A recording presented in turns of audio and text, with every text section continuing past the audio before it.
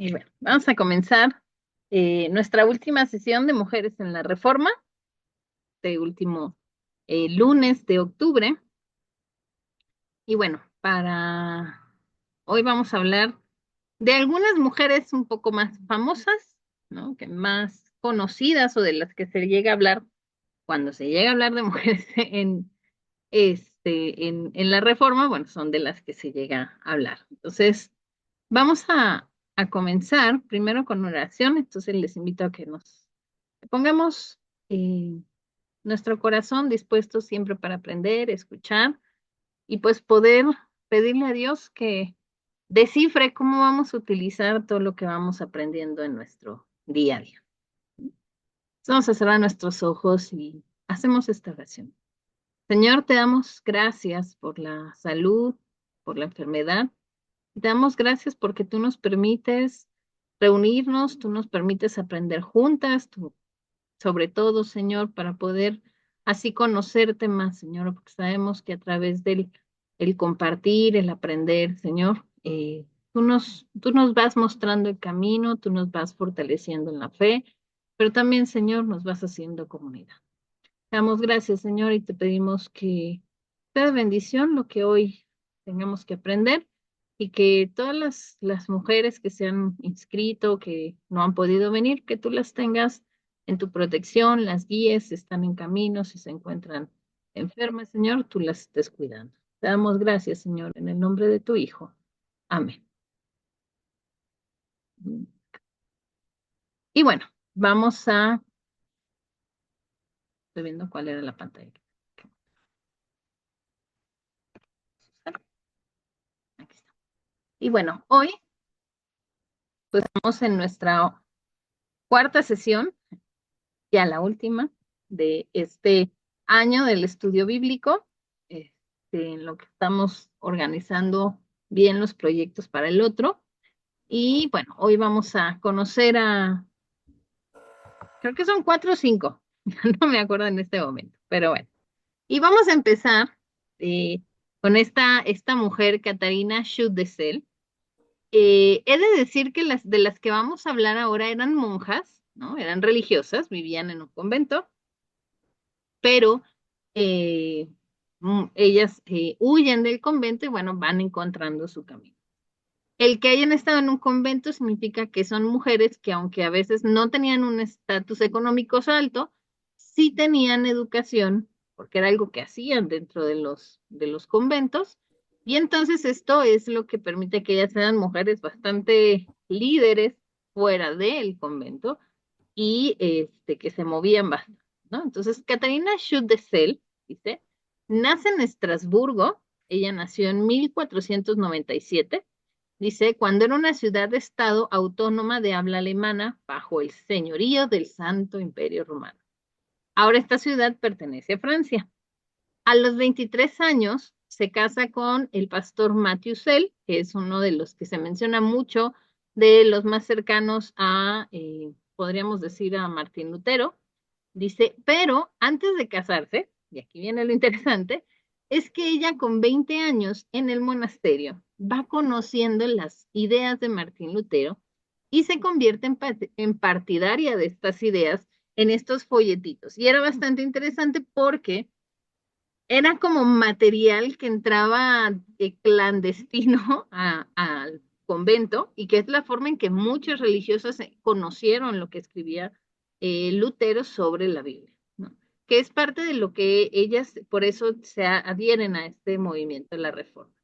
Cuando sale, bueno, conoce al pastor Matthew, se casa con él, dice, y en 1532 escribió una exposición del Padre Nuestro, dice, un cuarto de siglo más tarde, en 1558, este Padre Nuestro tuvo el título El Salmo Misiere.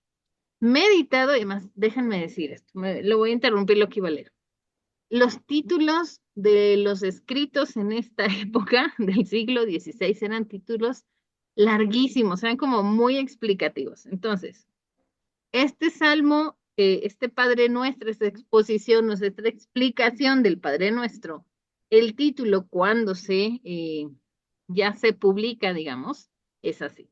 el Salmo Miserere, meditado y rezado por el rey David y parafraseado por Catarina Cel, la desconsolada esposa del beato difunto maestro Matthew Cel, junto con la oración del Señor y su exposición, enviado al cristianismo Junker, noble Félix Ambruster, para consolarlo en su enfermedad e impreso por el bien de otros corazones ansiosos y conciencias perturbadas por los pecados. Ese era todo el título para esta explicación del Padre Nuestro. A quien dirige este Padre Nuestro, esta explicación, es a Jonker Félix Ambruster, que estaba enfermo y entonces como que manda, pero se publica. La forma en que se hacían las publicaciones en ese tiempo, por eso lo que hace Martín Lutero de pegar las 95 tesis era algo común, porque era como va dirigida, pero se hace público, ¿no? Entonces, esta mujer escribe este texto y pues se vuelve llama la atención en este sentido. En 1557, miren, este texto se publicó en 1558. Un año después, en 1557, Cell, dice, escribió una disculpa para sí misma y los reformadores de la primera generación, dirigidas a la ciudad de Estrasburgo, titulada Una carta a toda la ciudadanía de la ciudad de Estrasburgo, de Catherine Cell, sobre Ludwig Raus. En los últimos años de su vida, que ya del 57 al 62 que falleció, checo, 62, ya son 5 años, dice, su trabajo pastoral incluyó la predicación en los entierros de 2 mujeres, a quienes el clero de la ciudad consideraba herejes por ser seguidoras de un reformador, era un nombre raro, es Welfert, dice, y el enjuiciamiento por estos actos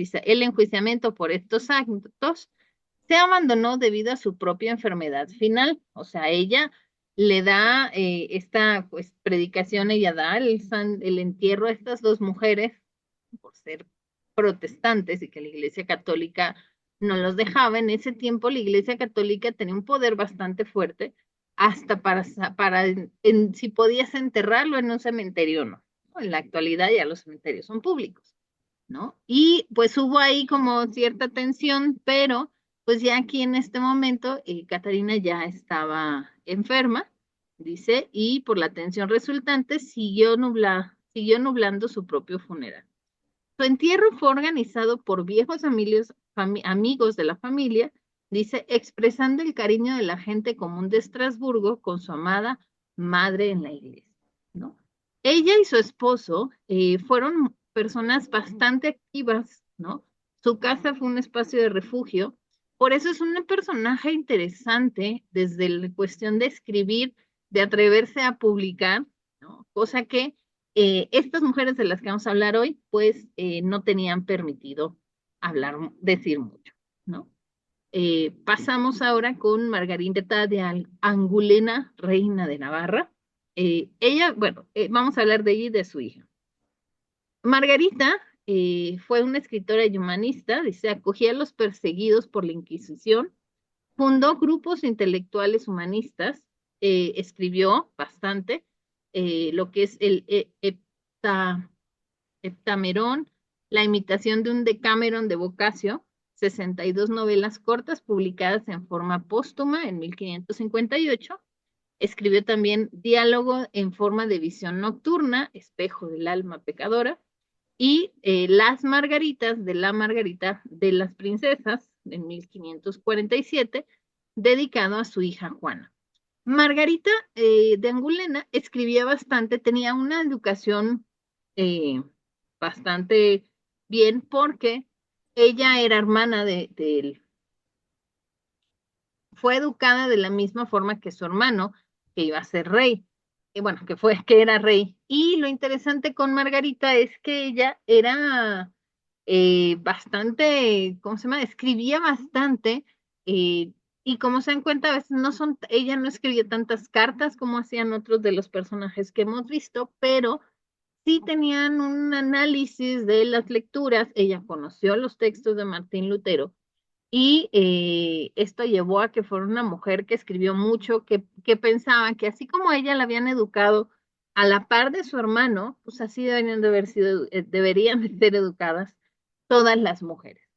Se casa, tiene una hija, y bueno, Juana, tercera de Navarra, la hija de Margarita, que es bastante interesante su posición, porque lo que hace un poco con Juana es que ella también escribe bastante, pero ella tiene una posición más fuerte sobre la reforma protestante para ponerla dentro del espacio donde reinaba, ¿no? En Bearnet, ¿no?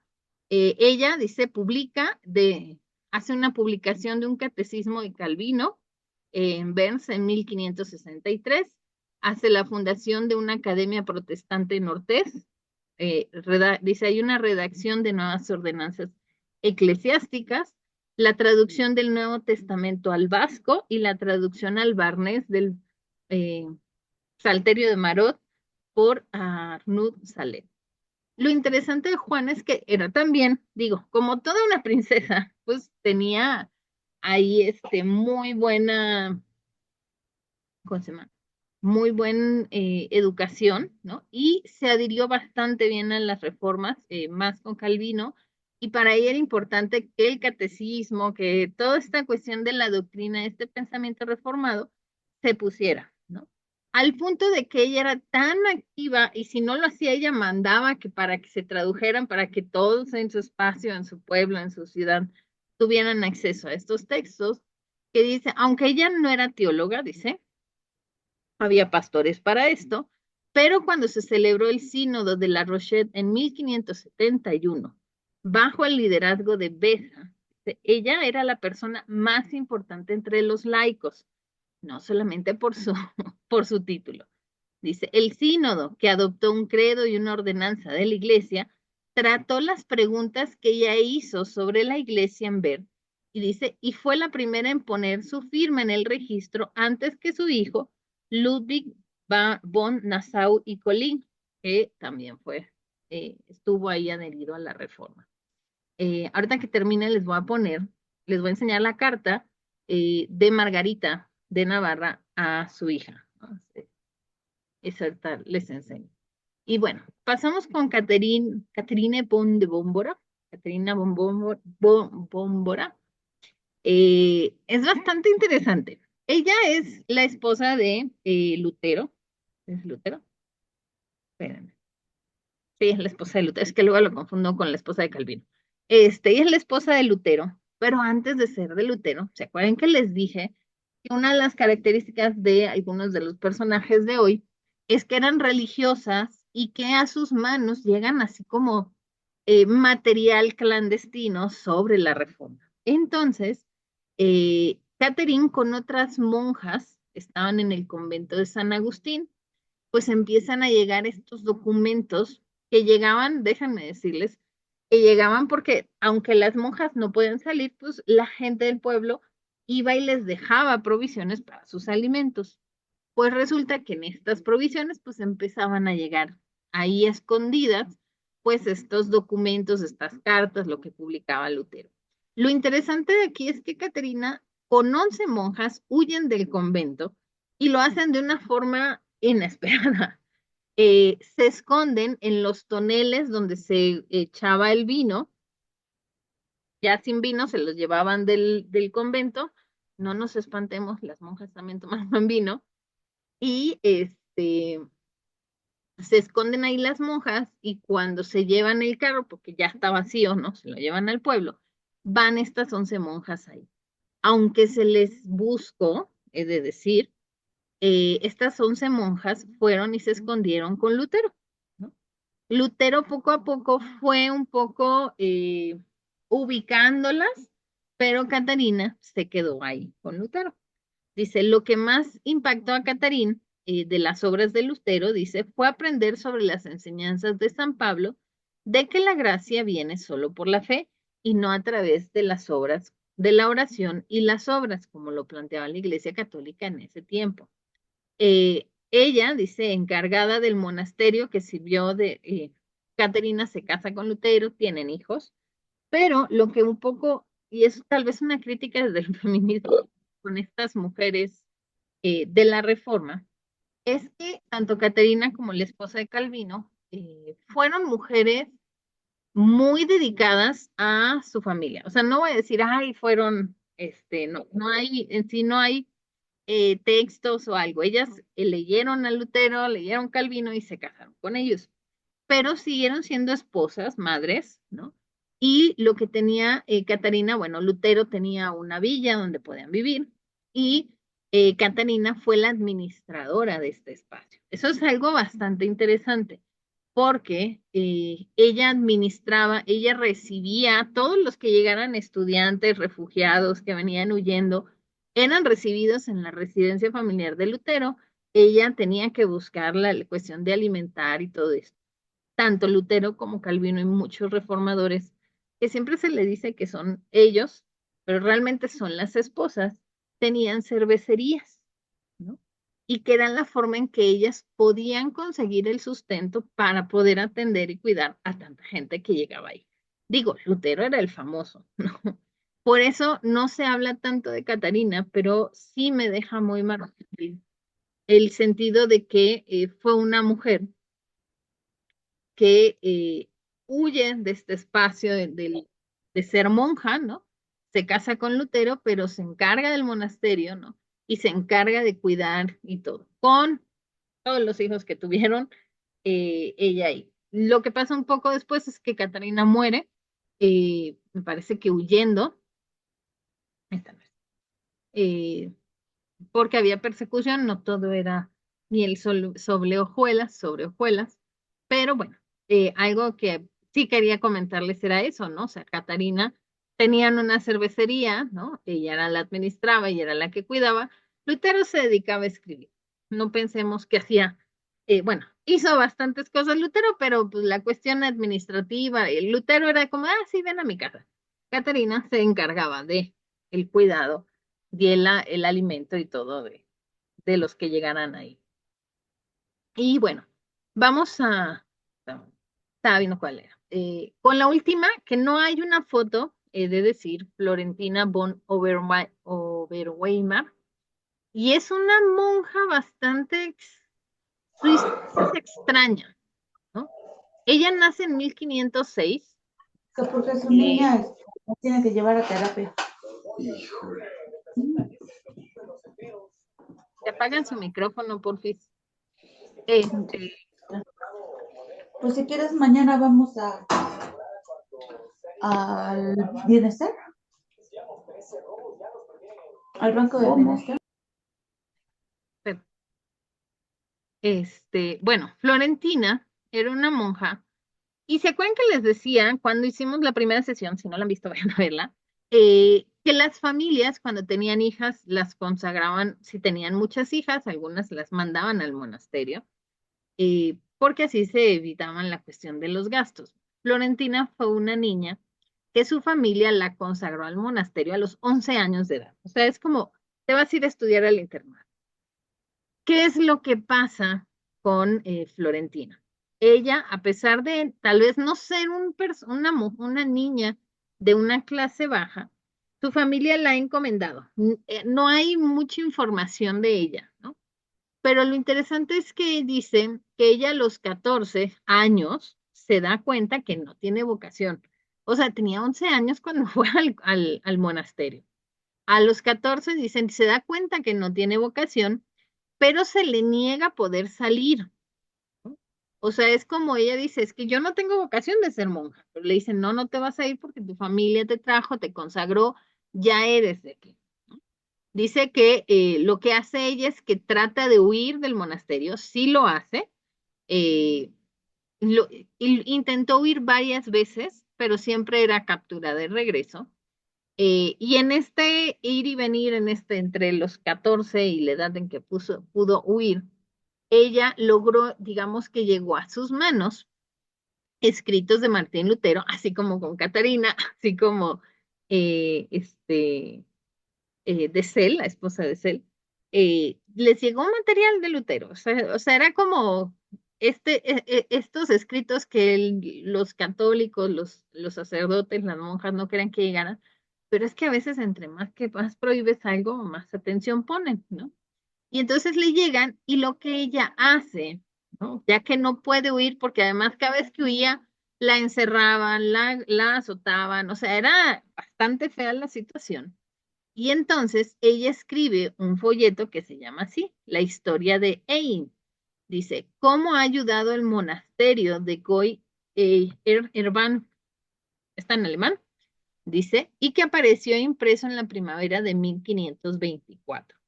O sea, si ella nació en 1506, para el 24 tenía 16, como, ay, soy muy mala para las matemáticas. Ya tenían casi 20, todavía no, pero ya casi, ¿no? Este, y bueno, ella escribe esta historia, en donde lo que ella empieza a hacer, dice, es que estas notas son biográficas de ella, de una joven, la historia cuenta, ¿no? Esta historia de índice cuenta, son las notas biográficas de una joven detenida en el monasterio contra su voluntad y su exitosa fuga del monasterio después de un largo sufrimiento, despertando el interés de un mayor número de lectores. También puede haber contribuido el hecho de que Florentina llevó su historia de vida y sufrimiento a una forma literaria que se asemeja a las leyendas de los santos que eran generalmente conocidas en ese momento. Dice, básicamente solo lo que se sabe de su vida es que ella misma describió lo que ella describió en este folleto, que es la imagen que está en la presentación, ¿no? Pero la cuestión es que en este folleto relata lo que era vivir en el monasterio. O sea, tenemos ahí una, una forma literaria de conocer cómo vivía una mujer en ese tiempo. Ella logra escapar cuando en sí, cuando se publica este texto, eh, según me acuerdo, me parece que venía, este texto traía por ahí un comentario de Martín Lutero, pero desaparece la historia, por eso en la parte de su muerte, dice, se piensa que fue después de 1523, aunque vemos que apareció impreso en 1524 este folleto. ¿Por qué razón? Porque desapareció de la historia. No sabemos nada de ella. Como ella ya no quería regresar al monasterio, nadie, no he encontrado textos que digan, ay, murió o algo así. Se piensa que huyó y lo que hizo fue cambiar su nombre y desaparecer de la historia, ¿no? Ese texto de ella, dice, en ella vamos a encontrar, dice, ella experimentó esta vida anterior a la reforma como una monja renuente con un momento de conciencia. Dice, de acuerdo con el desarrollo interior de su texto, describe la vida en el monasterio primero como hábil y naturalmente, era natural, está en una palabra en alemán. Dice, luego experimentó su vida en el monasterio como una carga de conciencia, ¿no? Un poquito así como Lutero, ¿no? Que parecía que sufría más aunque estuviera encerrado en un monasterio y tú decías, pues, ¿qué pecaba? Tenía esta carga diaria de conciencia y dice, y finalmente, como un camino rayando a la luz, porque dice, no puedo reconocer nada, ¿no? Evangelical, ni nada espiritual, y mucho menos cristiano. Estas que están entre líneas tienen que ver con el texto. Creo que lo tengo, se los voy a mandar. Y es de los pocos, ay, ese no era. Bueno, de Florentina von Oberwein, es de lo que poco se tiene más que este texto, pero es bastante importante porque nos da una visión desde adentro, desde la experiencia de alguien consagrada en el monasterio, que no era tan bonito como a veces lo pensamos con Sor Juana Inés, ¿no? Que era decidir o se casa o se va ay, me voy al monasterio. Sabemos que Sor Juana Inés pues, tenía cierta posición económica, por lo tanto, no era tratada tan mal dentro de los monasterios. También recuerden que les dije en la primera sesión que dependía de la situación económica, era también la posición dentro de los monasterios o los conventos, cómo iban a ser tratadas, ¿no? Les digo, de ella no se sabe más, ¿no? Más que huyó, logró huir y aunque la buscaron, ya no la encontraron. Eso es algo que, bueno, de estas mujeres se me hacía interesante platicarles, Déjenme les enseño la carta de la reina de Navarra. Aquí. Es que encontré una.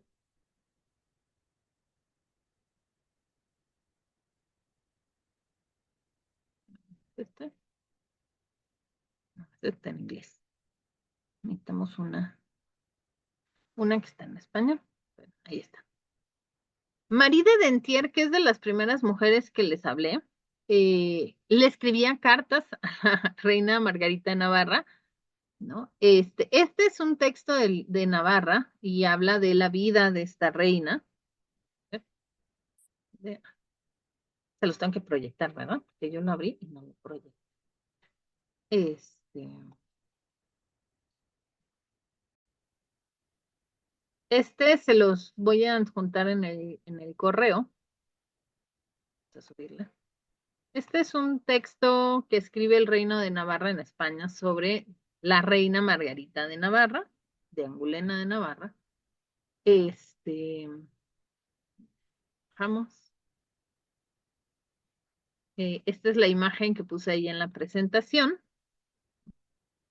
Lo interesante, déjenme decirle que de Margarita, ven que ella escribió bastante y sucedió que en un momento se publicó algo, pero como era la hermana del rey, sí, no le hicieron nada a ella, sino que mandan a matar al impresor, que es como de, ¿cómo te atreves, no? Y un poquito la historia, lo que les decía de ella aquí en este texto, también está en otros, que a ella y a su hermano los educaron de la misma forma, ¿no? O sea, era como somos el mismo. Por eso ella como que fue muy crítica, porque pues, le enseñaron a hacer, ¿no? La misma educación que un rey. Quería ver si aquí estaba el texto de ella.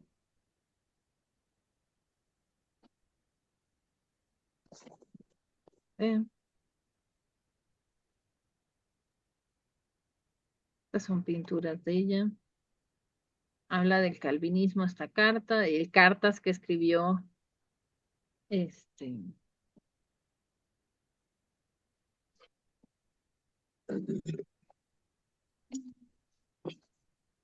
Este es Juana, su hija.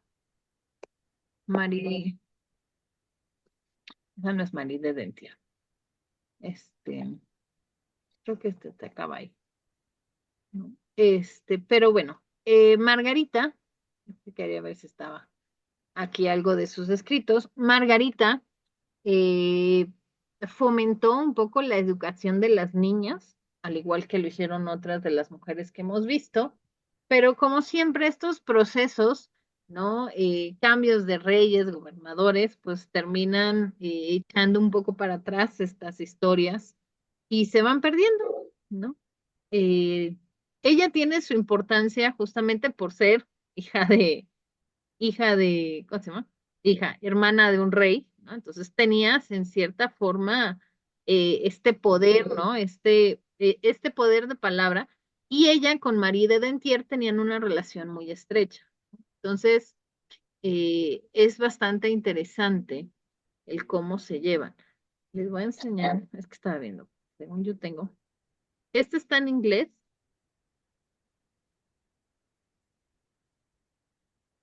Marie de Dentier que le escribe a la reina de Navarra, pero es un texto que está en inglés y que yo no lo he podido encontrar en español. Si saben leer inglés, se los puedo mandar.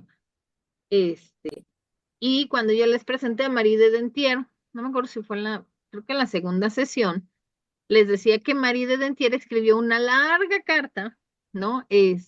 A Margarita de Navarra, donde hablaba y exponía la cuestión de la mujer, de los falsos profetas, de la iglesia, en contra de la iglesia y todo, pero está esa carta, dice, con un prefacio del sermón de Juan Calvino, ¿no? Este es un texto que les digo, está en inglés, no tiene imágenes, no tiene fotitos, dicen mis compañeros, ¿por qué no tienen fotitos? Le digo, pues no todos tienen, pero bueno, Es un texto que uno tendría que dedicarse un poco a traducir para poder entrar un poquito a lo que decía, pero bueno, más o menos yo les di ideas de lo que decía Marie de Dentier en esta carta a Margarita y que además, como les digo, o sea, era una carta de la reina Margarita, pero era publicada, entonces todo mundo conocía, no eran cartas muy así, que ahorita nos mandamos correo y nadie supo que nos mandamos algo, ¿no? Sí eran cartas publicadas, ¿no? Para que todo el mundo supiera que había ahí una relación, que había ahí un pensamiento y todo. Eh, y bueno, eh, acabamos con estas mujeres, las dejé de último a estas reinas, se me olvida la esposa, el nombre de la esposa de Cel, Catarina también se llama, Schutz de Cel. Les enseñaba la semana pasada que hay muchas más, ¿no? Mujeres que hablan que estuvieron en la reforma en bastante tiempo, seguían en movimiento dentro de la reforma y que es algo que también de pronto no se habla mucho. Dentro de la reforma también empezaron a surgir ciertas dificultades, ciertos cambios de pensamiento. La semana pasada hablábamos de varias mujeres que se adherían al pensamiento pietista, que les decía que eran como los pentecostales de nuestra época, eh, en este sentido de irse otra vez al texto y no tanto a la teología. Eh, Sigue pasando en nuestro tiempo, ¿no?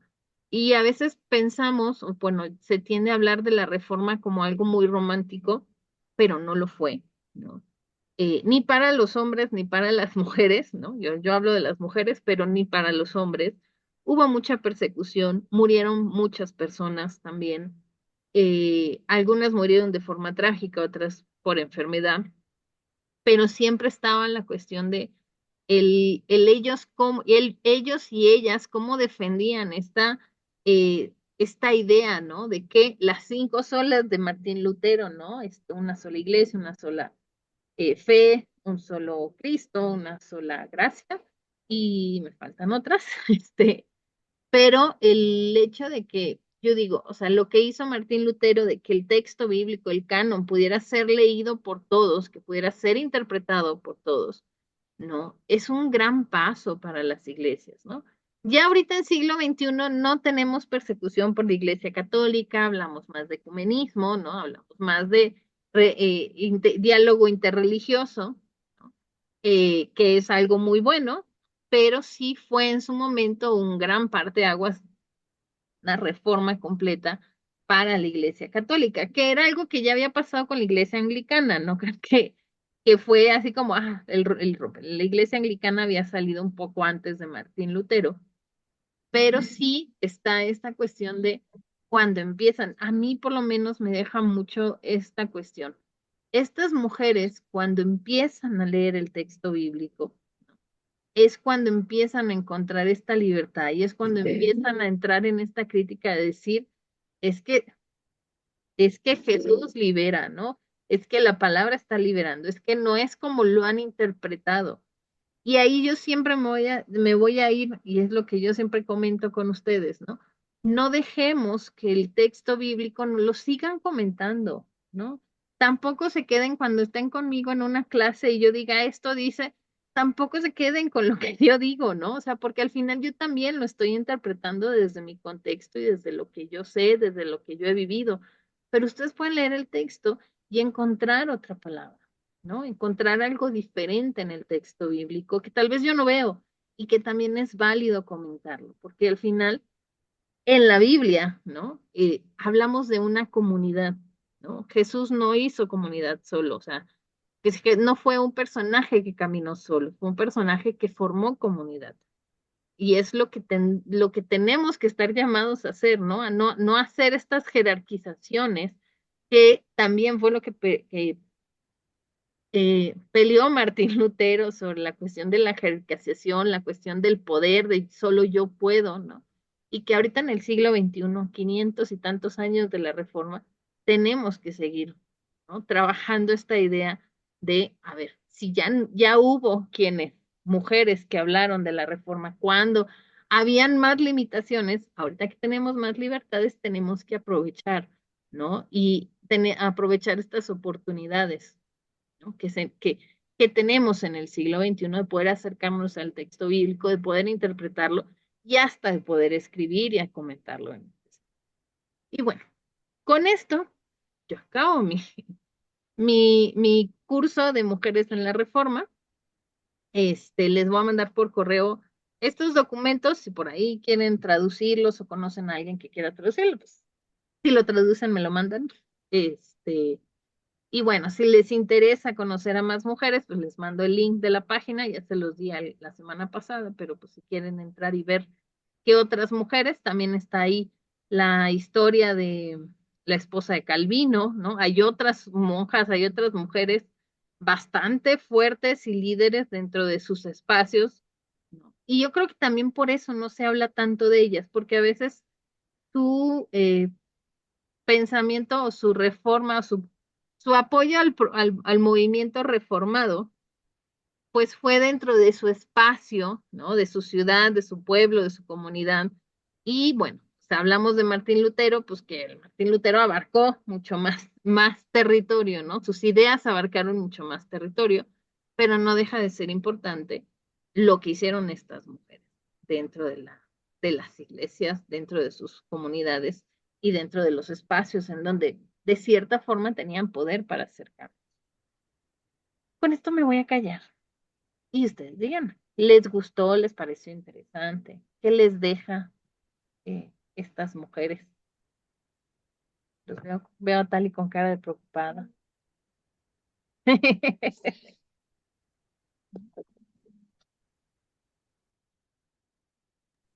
No, es que sabes que estoy buscando. Yo tengo la carta de Marie o de Dentier. Yo la tengo, la estoy buscando, pero no la encuentro ni sé dónde la tengo, pero sé que creo que el año pasado la guardé en algún lugar. La busco y se las mando. Es lo que estaba Ah, buscando ahorita. ok. Sí, porque es bastante interesante. Tiene un lenguaje así, pero lo que critica o lo que habla Marie de Dentier en esta carta es, hijos, o sea, yo la encontré, pero son como fotos del documento original, bueno, de una de las publicaciones, y pues está en francés, creo que está en francés o en alemán antiguo. Mi tía Elsa me dijo, medio la traté de traducir de lo que pude entender, y mi tía habla alemán, ¿no? Pero dice que no está tan fácil porque ya es un alemán antiguo. Entonces, Mm. Sí, circuló el año pasado y la debo tener en algún lugar en español, pero no sé bien dónde. Pero si la encuentro, se las mando. va. Pero sí, yo creo que, bueno, primero agradecerte por todo este esfuerzo de presentarnos esta información. Eh, muy, o sea, abre el panorama otra vez, ¿no? De que no, las mujeres no estuvieron encerraditas nada más en sus casas, sino que formaron parte de este movimiento, ¿no? Y creo que es importante que como mujeres y protestantes eh, protestemos, este, eh, para incluir a las mujeres en la historia de las mujeres, en lo que se conoce, en el conocimiento general, pues no tener que escarbar y escarbar para sacar algo, sino que sea parte de, ¿no? Parte de la conmemoración, parte de los sermones, parte de la historia de las iglesias protestantes. Ujú. Gracias, Tania. No, de nada. Las demás se quedaron calladas. Espero que no estén dormidas. Sí, eso le digo a mis alumnos.